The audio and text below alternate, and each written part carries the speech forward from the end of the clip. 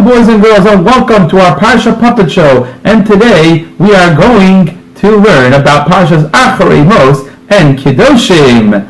Double-header Parsha again. What's going on over there?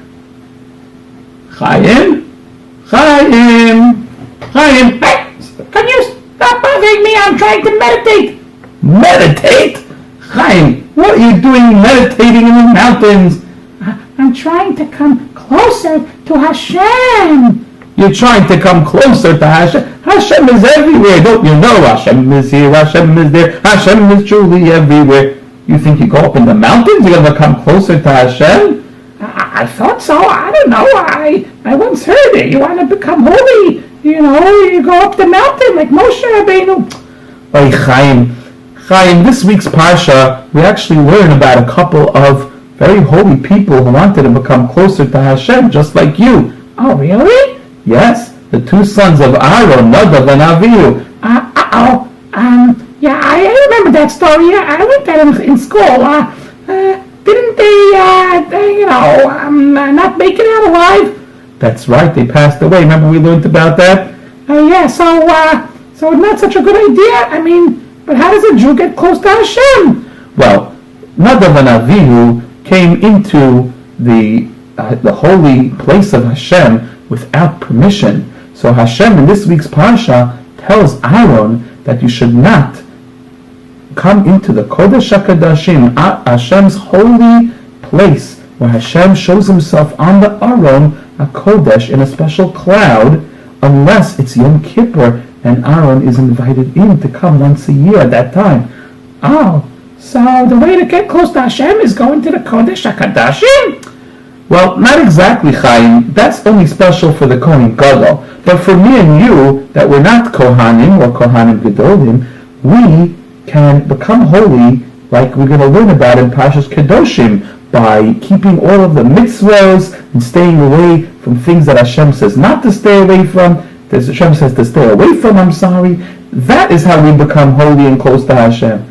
Oh, so I gotta return those mountain climbing gear that I bought from the store. I won't be needing them anymore. I'm gonna go to shul and get holy. Yay!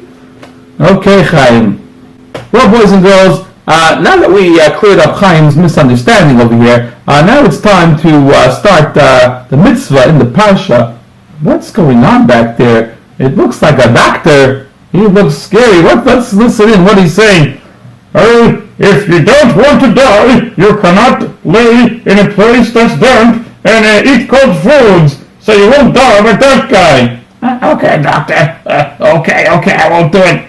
Whew. Wow, that doctor, he sounds like he's scaring that patient. But actually, that reminds me, in this week's Parsha, Rashi mentions that the reason why Hashem tells Aaron not to go into the Kodesh HaKadoshim after the death of his two sons is so that Aaron would know that it's very serious. Just like a doctor, if a doctor doesn't tell you about what could happen, you might ignore his warnings. So that's why Hashem told Aaron after the passing of his two sons not to make the same mistake. Well, boys and girls, now the next topic we learned about in the Parsha is all about Yom Kippur. And oh, hello, Chaya. How are you doing over here? Hi, Rabbi Lagshaw. Chaya, you look a little sad. What's going on? And what on earth are you doing with these goats behind you? Well, I'm bringing them as a present to my mother. A present to your mother? Goats? Chaya, what's going on? Well, I sort of accidentally spilled a whole bottle of milk on the floor and made a big mess in the kitchen, and I know my mother's going to be really upset. Okay, and the goats are going to calm her down? Well, doesn't it say in the Parsha that when I brought the two goats, in Yom Kippur, that Hashem forgave the Bnei Yisrael, so I figured it might work for my mother. Oh, you puppets. You got, what an imagination. No. Chaya, put those goats away. No, that's not how it works. that's only for Yom Kippur. Yom Kippur is a special ceremony. We're going to talk about that. But for you, just go tell your mother sorry. Oh, you mean like tell her the truth? Yeah, I'm sure she'll forgive you. You don't know my mother, but I'll try. I don't want to become the scapegoat. The scapegoat? Never mind. Okay. Well, boys and girls, welcome back. And now, it's finally time to talk about Yom Kippur. Mr. Cohen, Mr. Cohen, Sorry, I have no time. Mr. Cohen, could you please stop a second? Why are you running? I'm in the middle of training for the Yom Kippur marathon. Yom Kippur marathon? What Yom Kippur marathon? Don't you know, on Yom Kippur, the Kohen Gadol has to run around the Beis HaMikdash a lot of times. He's got a lot of work to do. A lot of work to do? He runs a marathon on Yom Kippur? Okay, not exactly a marathon, but the Kohen Gadol has a lot of big jobs to do on Yom Kippur. You didn't hear about it? Well, I was hoping you were going to tell the kids about it. But wait a minute. We don't have a Beis HaMikdash right now. Well, what are you busy training for? Well, I'm hoping very soon the Beis HaMikdash will come back. Maybe they will be the Kohen Gadol. Maybe a nice handsome Kohen like me. Maybe I could get voted in. I got to practice. Okay. So tell us, Kohen Gadol, to be Be'ezras Hashem when Mashiach comes. Yeah. Okay, so let me start off. First of all, the Kohen Gadol, 7 days before Yom Kippur, he starts preparing, goes to the Beis HaMikdash to learn and practice all of this service. The night before, he stays up all night. At the crack of dawn, when the sun is just rising, he gets up, and he did not sleep all night actually, and he goes to bring the morning korbanos. Now kids, I'm dressed very simply, but I would really be excited to be dressed like the Kohen Gadol. Oh, wow. In special garments, special beautiful garments. Does he wear those all Yom Kippur? And no, actually, he changes those clothing 5 times. 5 times? Why does he change it? He's schwitzing probably from running. No. Because whenever the Kohen Gadol goes into the Kodesh HaKadoshim, the holy room of Hashem with the Aron Kodesh, he's not allowed to wear any gold. Not allowed to wear gold? Why not? Well, Aaron HaKohen, or the Kohen Gadol, is trying to get Hashem to forgive the Bnei Yisrael for any averos, including the one of the golden calf many years before. And if they're going to bring gold over there, Hashem is going to remember that unfortunate, sad incident where the Jews took their gold and made an idol. So no gold should go in when they're asking forgiveness. Very good point, right? So then what happens? Well, each time the Kohen Gadol changes clothes, he has to go to the mikveh. So that's, wait, you said 5 times. He's got to go to the mikveh 5 times? Yeah, 5 times. Whoa. And he washes his hands and feet 10 times. 10 times? Wow, I thought my mommy made me wash my hands a lot of times. 10 times? And his feet too? Yes, because the Kohen would not serve with shoes on in the Beis HaMikdash. That's one of the mitzvahs we're going to learn about later on. So they would wash his hands and feet before he changed his clothes, and then after he put on the clothes. Wow, so 10 times washing his hands and feet, and 5 times going to the mikvah. So why did he change his clothes so much? What was he doing? Every time he went into doing the avodah, the work in the Kodesh HaKadoshim, he had to put on pure white linen clothes, no gold. Okay, so in the morning he was wearing the gold clothes, right? That's right. He brought the morning tamid sacrifice that they brought every morning. He brought the ketoras, the smelling incense, the spices, and the Beis HaMikdash, a mincha offering, then he poured some wine. Then he went to wash his hands, go to mikveh, change his clothes into the white ones.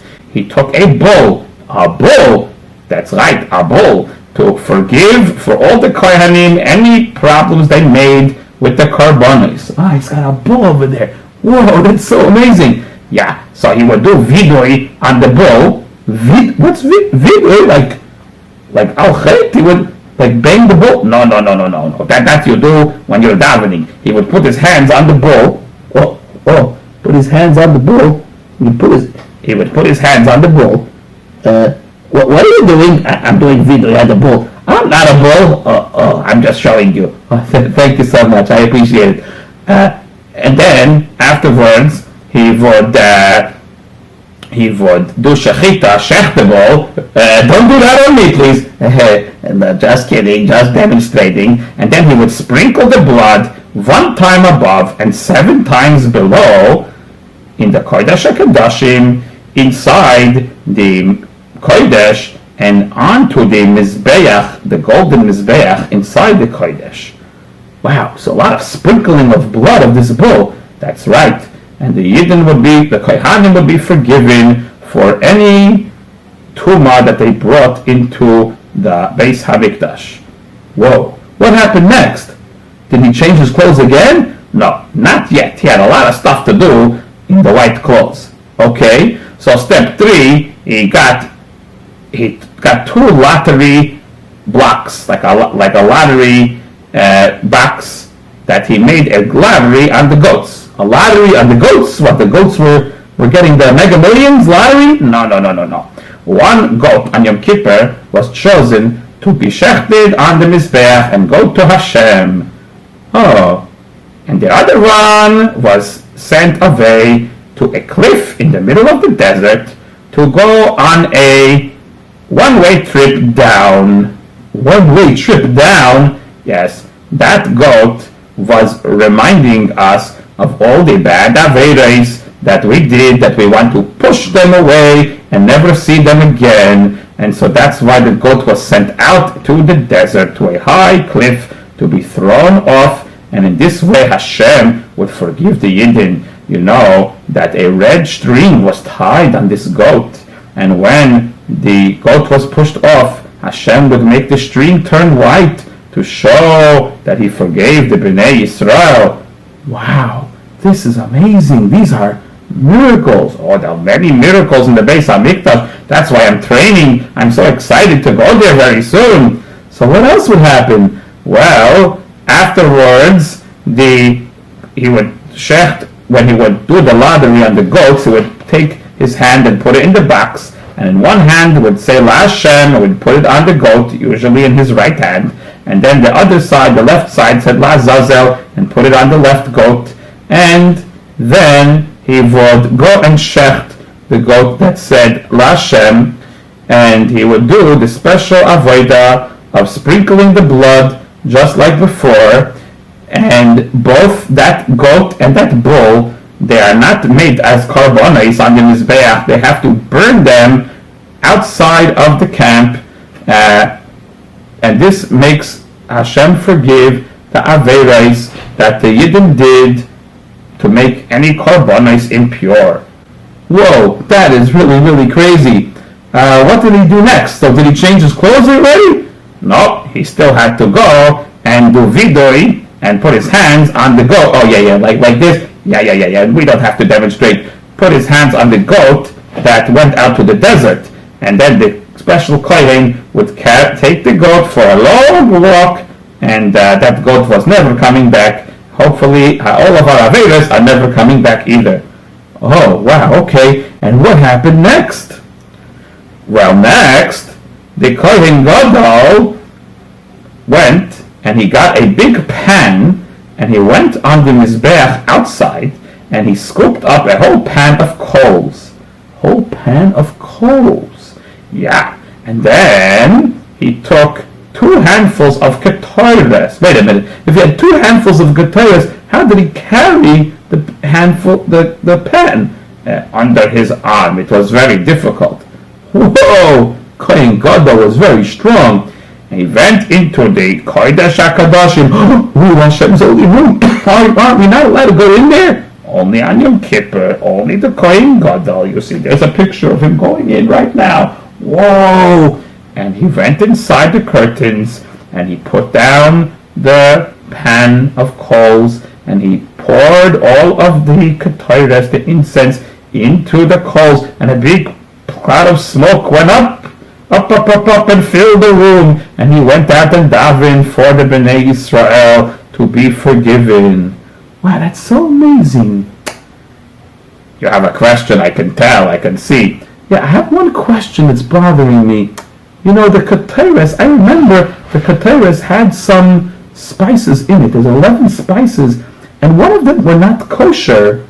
And I remember hearing that when they were coming to bring the Kedoshim, it was like Hashem making holy even somebody who did some not kosher averes and coming closer to Hashem anyway. But why would we want to bring Kedoshim on Yom Kippur? You know, that why would we remind Hashem of things that are not good and not kosher? Very good question. One beautiful answer I heard is that the Kedoshim during the year is like when someone does teshuvah from fear of getting punished. But that teshuvah only makes the averes go away. But on Yom Kippur, the teshuvah is so powerful, it turns the averes into mitzvahs. Turns the averes into mitzvahs? How could that be? Well, if you are so sad that you did the avera, that you do more mitzvahs, so the avera turned into more mitzvahs. That comes from tshuva, from love. Wow, that is so amazing. Thank you. Thank you so much, Mr. Cohen. So is that the end of the Yom Kippur service? Not exactly. Then, after that, the Kohen Gadol quickly went to wash his hands and feet, go to the mikvah, that's right, change his clothes, and wash his hands and feet. That's right, you're getting the rhythm of this. And he would go bring the other karbonos that he had to bring in his gold clothing. He would bring the ram, and he would bring the offerings for every chag, and he would burn the remaining chatas. Then he would put on his white clothing again. Wait a minute, did he go to the mikvah? That's right, of course, you remember. And he would, let me guess, did he go back into the Kodesh HaKadoshim because he's wearing white clothes now? Very good, you catch on quick. He would go inside, take the shovel that he left over there with the coals and the spoon of Kedoshim and go outside and bring them out. Oh, wow. And then after that, he would take off this beautiful white linen clothing and not use them again ever and store them away because every year they would use brand new ones. Wow. So that was the last time he went into the Kodesh HaKadoshim. That's correct. Whoa. Then what happened? He would go to the mikveh, put on the gold clothing, and then bring the afternoon tamid of the evening and do the menorah and do the Kedoshim of the inner mizbeach and all the other services, and that was the end. Wow. So you got a lot of training to do. Okay, Mr. Cohen, you better get running. You're going to need a lot of energy to be a Kohen on Yom Kippur. Yeah, bye-bye kids. I'm going to go train for the Yom Kippur marathon. Wow.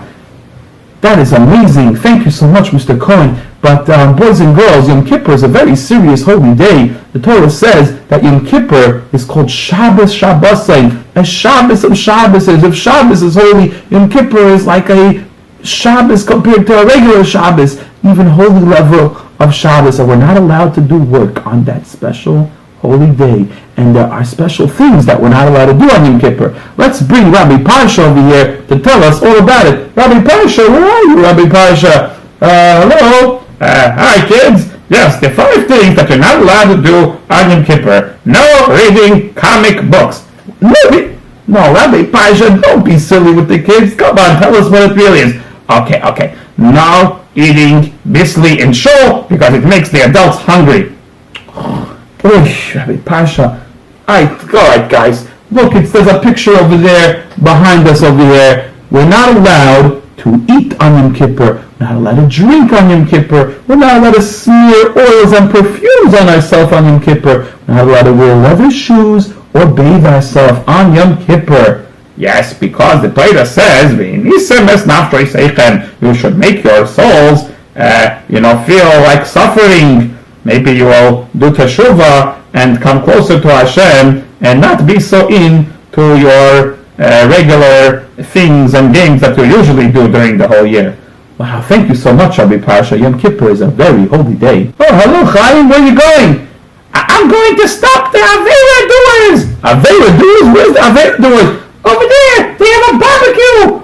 What? What do you mean? Stop, you people. You're doing a big Avera. Stop the barbecue. Stop the barbecue. Chaim, barbecues are not an Avera? What are you saying? But it says in the Parsha that you're not allowed to make shecht any meat, and if you don't bring it to the Beis HaMikdash as a korban, those people over there are eating meat on a barbecue. Oh, Chaim, no, you silly puppet. No, actually, yes, you're correct. There were certain times when the Yidden were in the Midbar, they were not allowed to eat meat except inside the Mishkan. But what the Avera that you're talking about is bringing a korban. They're not allowed to bring a korban outside of the Mishkan, or these days outside the Beis HaMikdash, which is why we don't bring korbanos today. So you can eat meat on a barbecue? Yes, you can eat meat as long as you're not making into a korban, like a korban that we learned about in Vayikra. Oh, enjoy the barbecue! We will! Rabbi Rakshu! What? What's the matter, Chaim? I found a kid in the supermarket. He's eating blood. Quick! Go call the Kohanim! Go call the rabbi! Kid is eating blood. Chas v'shalom. Torah says you're not allowed to eat blood. It's a very, very big avera. Hashem will really seriously punish someone who does that. Where do you see someone eating blood? Look! Whoa! Wait a minute. That's not blood. That looks like a cherry-flavored or strawberry-flavored fruit roll-up. Oh, sorry, little boy. I hope you aren't too embarrassed. Chaim, you really gotta stop embarrassing people in public. You know, that's also an avera in the Parsha. Okay. I'll try to judge them favorably next time. But it looked pretty scary. Yeah, I agree with you. You know, Chaim, we should tell the kids about some more mitzvahs about the blood in the Parsha. Mitzvahs about blood? Yes, when we shecht a bird, like a chicken or any kosher bird, we have to cover its blood. It's not covering to let the blood, which the neshama, the soul of the animal, is inside, to be uncovered. So we take some dirt and we should cover it over. Oh, the same thing goes for any wild animals that are kosher, like deer or other wild animals that we may shecht. And what about cows? Well, that's interesting, Chaim. Cows and those animals, like goats, animals that are used as korbanos, the Torah does not say we have to cover their blood. And why? That's not fair. Well, I think the simple reason is because if we're using it as a korban, the blood was supposed to be put on the mizbeach, and therefore it's not practical to be covering it over. But I heard a beautiful Dvar Torah. Do you want to hear it? Of course, I love to hear Dvar Torahs. Well, Dvar Torah I heard is that blood represents your enthusiasm, your excitement. And earth, the dirt, represents being humble, like the lowly earth that everyone steps on. Okay. So when you are feeling very excited about things that are not kodesh, not holy, like eating and drinking and playing, you should cover that with some humbleness, with some humility, and not be so enthusiastic, and save your enthusiasm for studying and learning in yeshiva and davening and doing mitzvahs.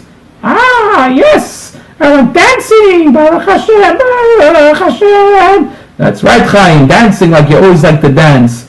Oh, now I understand why the korbanos the blood is not covered if an animal used for a korban. Why, Chaim? Because those animals remind us of holy mitzvahs and enthusiasm for holy things. And with those, we don't need to cover. We should show everyone that we're very happy. We're proud that we're a Jew. I'm a Jew and I'm proud and I'll sing it around. Woohoo! You got the spirit, Chaim.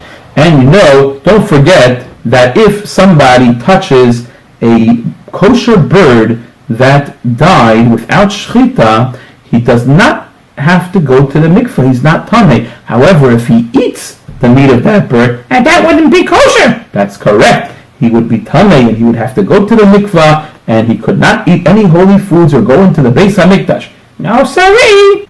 Hello, Mrs. Goldberg. How are you doing today?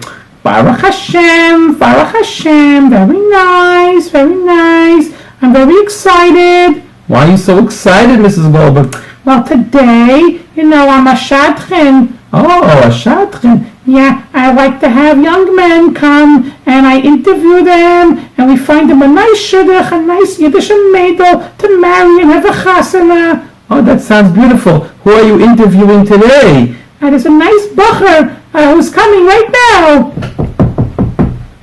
Who's there? It's a Rabbi Parsha. Rabbi Parsha, are you coming for a shidduch? Yeah, it's about time for me to get a shidduch.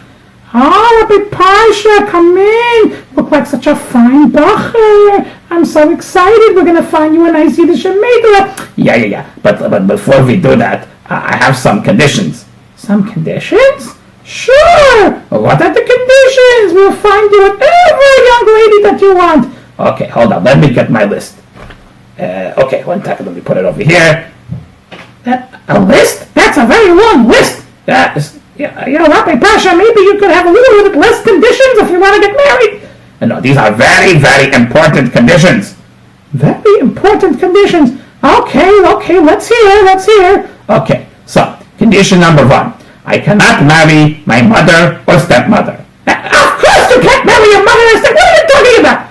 Please listen. Please, this is very important. Can't marry my sister or half-sister, my grandchild, father's mother's sister, that's the aunt, uncle's wife, daughter-in-law. This is ridiculous. Of course you're not going to marry these people. But 1 second. Brother's wife, mother and daughter, sisters, woman in the middle of neither impurity, a married woman. Of course you can't marry a man. What on earth? Rabbi Parsha, where are you getting these crazy conditions from? I would have never even think of suggesting a shidduch with any of these relatives.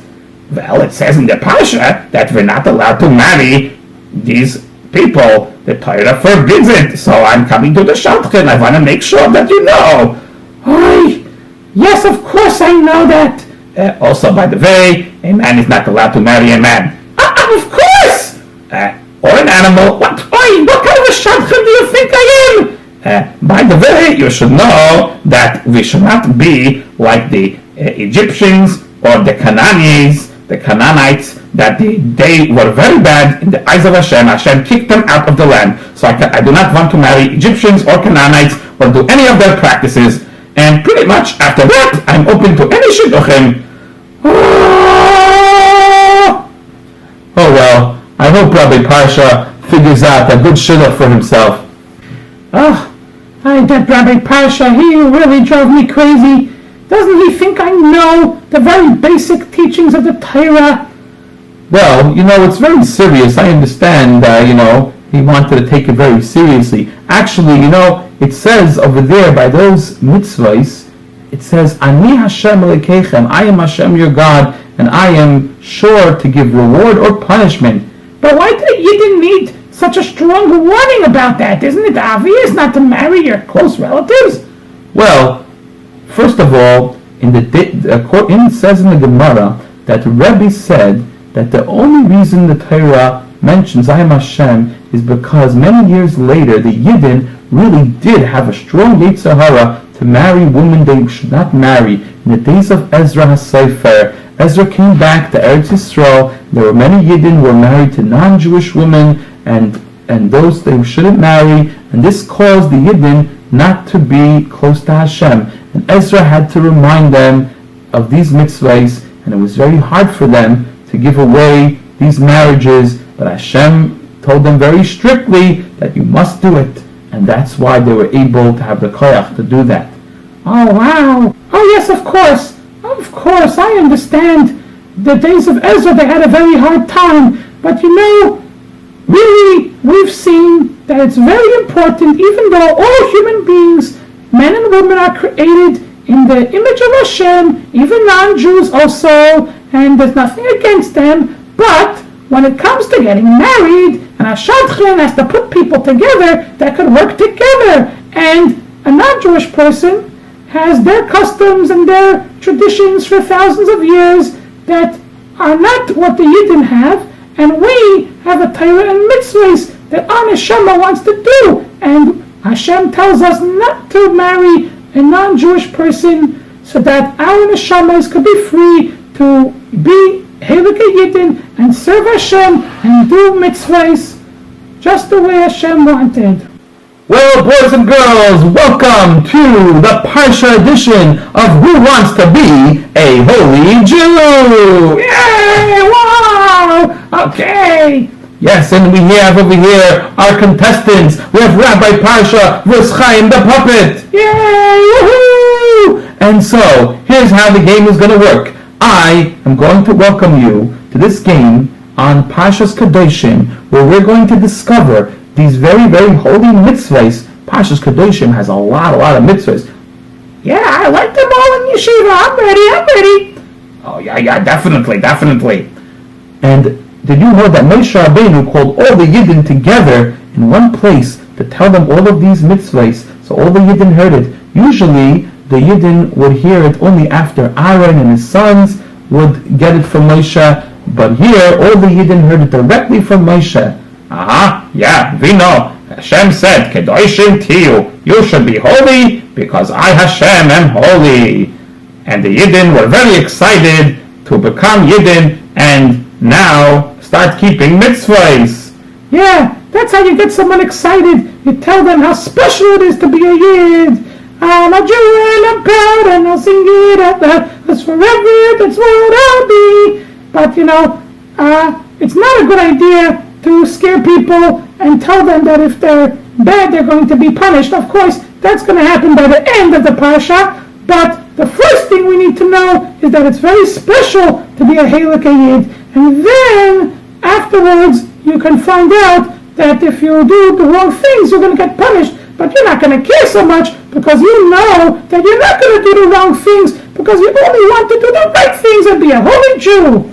Okay, so are you two ready? Yes, we are ready. So, who can tell me all the mitzvahs and Parshas Kedoshim that have to do with the Beis HaMikdash? Oh, I can tell you.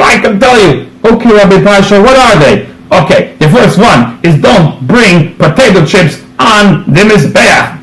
What? Rabbi Parsha, are you sure? Yeah, I think so. I mean, I didn't have so much time to study. Oh, what? Chaim the Puppet, do you know? Yes, it says, Mikdashi tira'u, you should fear my Mikdash. What does that mean, fear the Mikdash? That means you should not go in the Mikdash with your shoes on, with dirt on your feet. You should go with your money belt or your stick. You should respect the Beis HaMikdash as a Heilige place. Well, Chaim, do you know any more? Yes, you shouldn't eat the meat of a korban before the blood is sprinkled on the Mizbeach. You should shech the shlamim with the right intentions to eat it in the first day or the second day, but the third day it must be burnt. Or if you don't have the right intentions, it's called pigol. Pigol? Pigs? No, pigol. It means when you have the wrong intentions to bring a korban. This is not fair. Chaim learned very well in yeshiva. I don't know all these things. Wait, I know one. I have a question for you, kid. Why is it that if you have the wrong intentions in your brain, that the korban is not good? But if I actually left the korban and did not eat it until the third day, I only have to burn the piece that I left over, not the whole korban. That's a good question. I don't know the answer to that. Well, guys, actually, I did hear an interesting answer to that. Did you know that when a person has thoughts in their head, those thoughts influence all the actions that they do? So if you had a bad thought when you shechted the korban, the whole korban is influenced by that bad thought. So just like when a person believes in Hashem and trusts in Hashem, everything they do will be full of trust in Hashem. And if a person has doubts about Hashem, then every mitzvah that they do will not have such a good flavor to it either. They have to strengthen their belief in Hashem. That's correct. Okay, back to the game show, guys.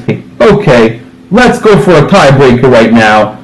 What mitzvahs in the Parsha have to do with farming? Oh, I know! Okay, Rabbi Parsha, try to be serious this time. Yes, no stepping on the baby carrots in the garden. What? What are you talking about? Yeah, baby carrots, they're gonna cry if you step on them. No. The mitzvahs in the Parsha are payah, that you're supposed to leave a corner of your field for the poor people. Oh wow, that's so amazing. Look at those poor people, they're getting a corner of the field. Yes, that's a way of giving tzedakah. Another mitzvah is oilers. Oilers? What is that? That's when the farmer takes the grapes off of the tree. He doesn't take the little single grapes that are not in big clusters. He leaves them for the poor people to get. I see that now. Wow, thank you, Chaim. You're very, very knowledgeable. Rabbi Parsha, I think we have a winner in this game. Oh, I'm just being humble. I really know I want Chaim to win. Oh, sure you do. Okay. Wait, there's more. Rabbi Parsha, I'll give you a chance. Do you want to tell them about the 3 years of a tree? Oh yes, the tree gets its upsharnish when it's 3 years old. Oh no. Chaim, you better continue.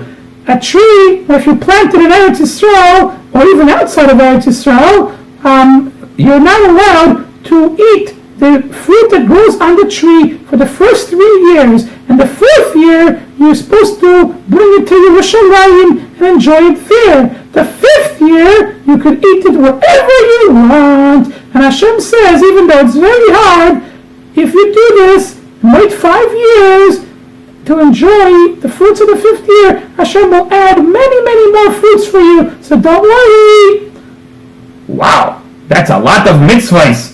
This kid is very smart. You're a smart kid, don't you know? But I will tell you, there's more mitzvahs in the Parsha. There's mitzvahs about honesty. Honesty? Like what? Don't get caught with your hand in the cookie jar. Chaim, do you know mitzvahs about honesty in this Parsha? No stealing, no swearing falsely to deny that you took money from someone. If you have a worker, you're not allowed to keep his wages. You have to pay him right away. No robbing. Wait, I have a question for you. If you're not allowed to keep the payment until the next day, how does Hashem not pay us every day? What do you mean?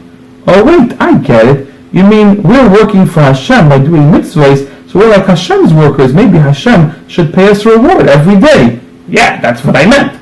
Well, I heard a nice word on that. Do you want to hear it? Of course. Hashem does pay us every day, but Hashem puts the special reward in deposit for us in Olam Haba, so that when we go to the next world and when Mashiach comes, when all of our job is finished making the world better, our reward will be waiting right there for us. But since Hashem puts it in every day, it's like we even have it now. We just can't see it. It's like it's in a bank account for us. Oh, that's very interesting. So yeah, as I was saying, there's some more mitzvahs about honesty. This contest is not working out so well, Rabbi Parsha. Maybe we should let you have the next question to be fair. Sure. What is the next question? Can you tell us which mitzvahs in the Parsha are about avodah zarah and not good behaviors? Oh yes, no worshipping televisions. What? No worshipping televisions? Rabbi Parsha, what are you saying? And no worshipping YouTube either. YouTube? Yeah, I know how you make these Parsha videos on YouTube. No worshipping the YouTube. Oh, of course not.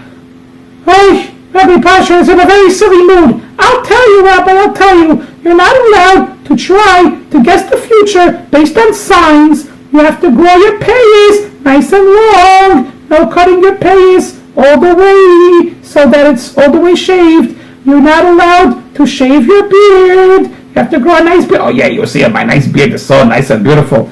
Yeah, because the people who did avodah zarah used to shave their sides of their head and their beards, and you're not allowed to make scratches on your body. If someone passes away and you're sad, no tattoos. No, not even like the ones they give at the birthday parties. The ones they give in the birthday parties, they're not really tattoos, but you don't want to pretend even to do the wrong thing. Oh, okay. You're not allowed to marry a half-freed slave woman. Half-freed slave woman? It's called a shifcha charufa. Okay, that sounds a little crazy. Yeah. Don't be immoral. No worshipping. No magic with the over the Adoni. The over the Adoni? What is the over the Adoni?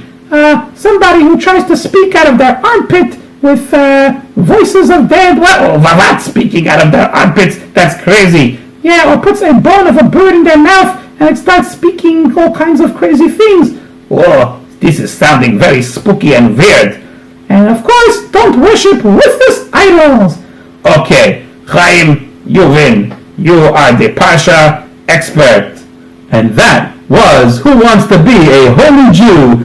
Abelakshel, we gotta speak to that kid over there.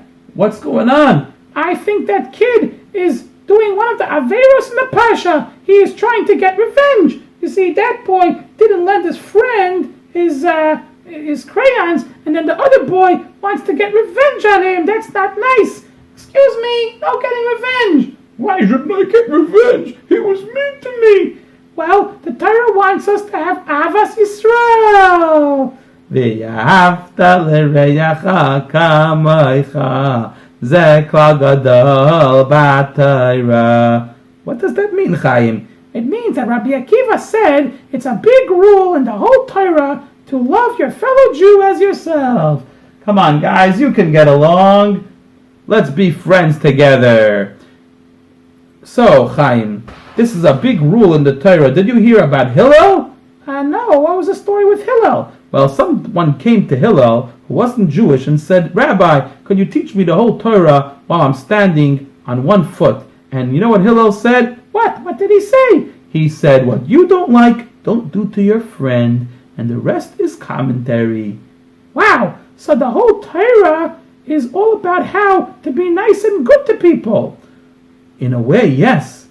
Actually, there's a little bit of a machlekes, different rabbis, about if this mitzvah is supposed to be literal or not. The Ramban says says it's not possible. You just treat his property like your own. And the Chizkuni also says it's impossible. You should just assist another person if they need your help.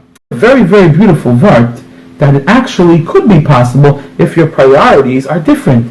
Oh, please tell me about it.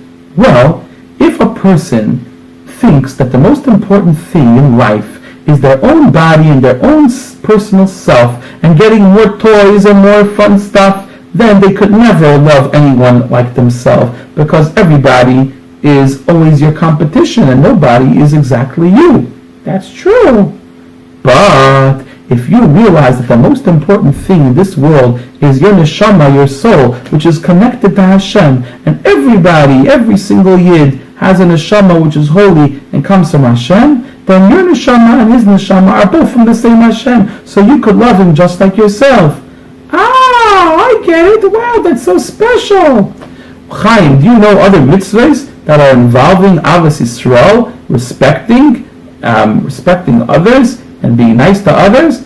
Of course. You should not curse a deaf person. You should not curse a deaf person, but they can't hear anyway. So it's still not nice. And you should not put a stumbling block for the blind.